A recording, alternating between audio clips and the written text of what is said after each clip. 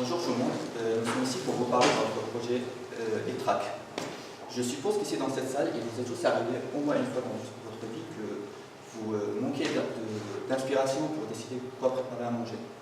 Les livres de recettes est une technique dépassée et les sites qui existent, vous êtes souvent déçus de vous proposer des recettes qui ne correspondent pas forcément à votre goût ou tout simplement des recettes dont vous ne disposez même pas de la moitié et des aliments dans le frigo.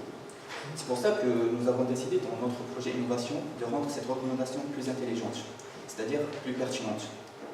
La particularité de ETRAC est que c'est un système évolutif intelligent et qui va se baser sur il est orienté vers l'utilisateur, c'est-à-dire qu'il va se baser sur les goûts de l'utilisateur et d'autres contraintes, ainsi que sur la popularité des recettes et d'autres paramètres, afin de donner une recommandation la plus pertinente possible. Donc, le problème qu'on peut rencontrer assez souvent, c'est que les recettes proposées par les applications peuvent contenir des ingrédients qu'on n'a pas forcément en stock. Et donc, afin de répondre à ce problème, notre système il impliquerait les grandes distributions telles que Auchan, Carrefour ou Leclerc, afin de proposer à nos utilisateurs les produits qui leur manquent avec des réductions. Donc, cette solution, ça permettrait, d'un côté, ça permettrait d'inciter les grandes surfaces à collaborer avec nous pour fidéliser une clientèle. Et ça permettrait d'un autre côté d'encourager les utilisateurs à utiliser notre application plutôt que les autres afin d'obtenir des réductions sur les produits.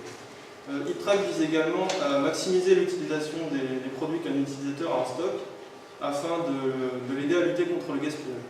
Donc, un exemple d'utilisation de ETRAC serait le suivant. Donc, on a Bob qui installe l'application sur son téléphone, il rentre des informations sur ses préférences telles que ses goûts ou le nombre de calories qu'il ne souhaite pas dépasser pour un repas.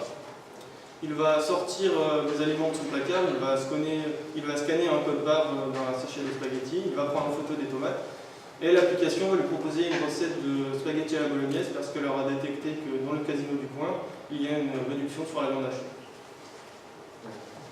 Concernant le sponsor, nous cherchons quelqu'un qui sera intéressé par l'application et par la différence qu'elle fait avec les autres applications existantes du marché, et qui serait capable de nous assister notamment sur le système de recommandation et sur le système de reconnaissance des aliments pris en photo.